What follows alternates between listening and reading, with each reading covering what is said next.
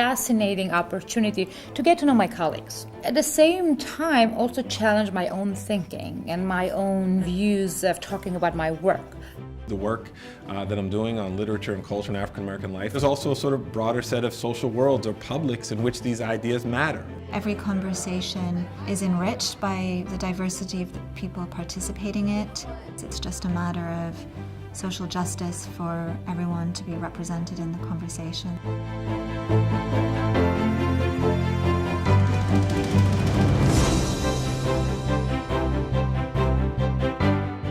Of stories and histories that I work on are not part of the public dialogue. And I think if they were part of the public dialogue, it would be different. It would also include other possibilities for change and to make the lives of people better.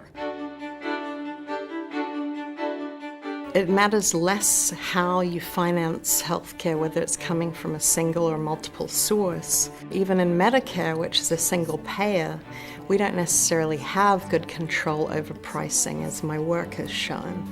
They're not going to solve everything unless we really pay attention to the underlying prices and how they're developed.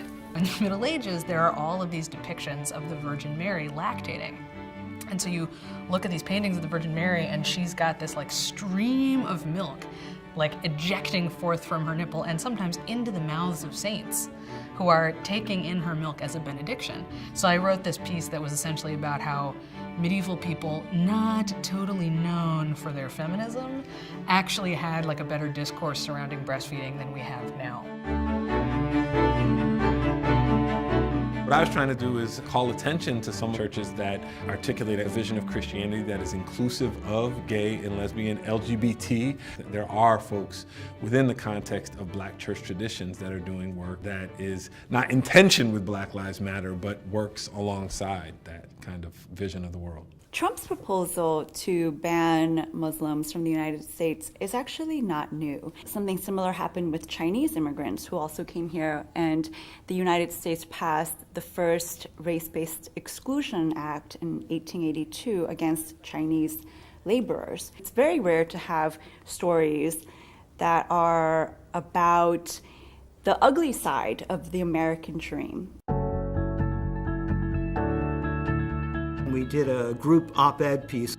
It was amazing. It was just the energy, the enthusiasm, and all of the ideas that came out. And so the piece is really bringing together public fellows from these different perspectives about not only the social problem of homelessness, but also the tragedy of untreated mentally ill in the homeless. On the doorstep of Broadway, a whole lot of homeless people, and that it's such a contrast for somebody coming to New York City. We have mental health experts, we have race experts, we have policy people like myself, and so we're all sort of coming at it from a different perspective. It was terrific to collaborate with such a diverse group of bright people, and all with different viewpoints, all of which we could come together on.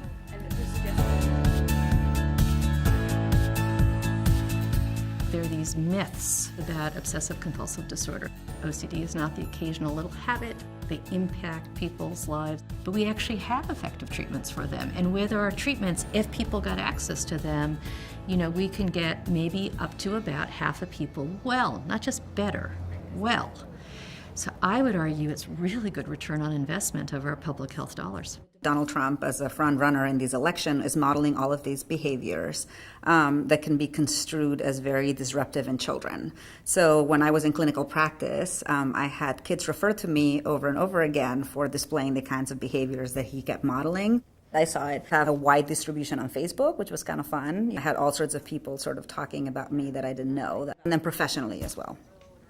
The potential of Comcast Universal merging with Time Warner Cable was actually going to affect 91% of Latino households in the United States.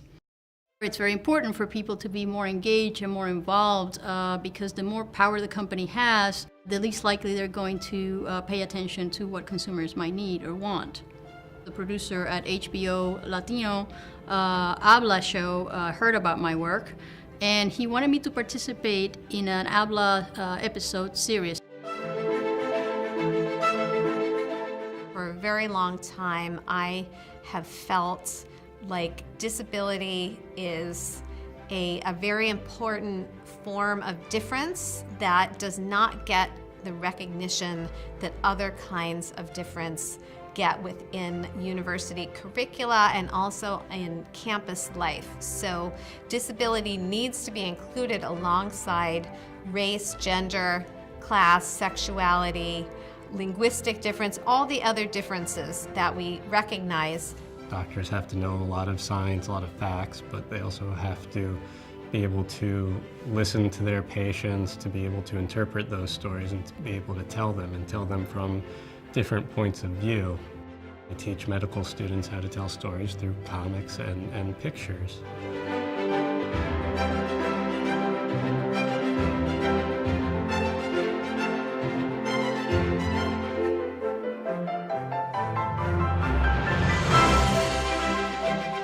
We often think about our public conversation as a current issue.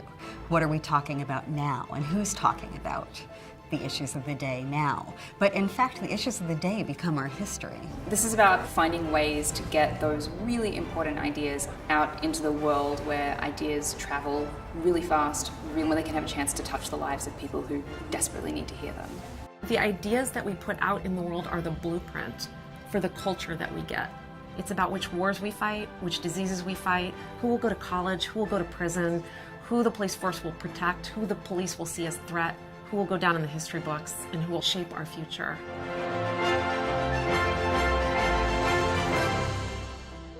It comes down to very simple ideas. Be considerate of other people, consider other people's points of view as you consider your own.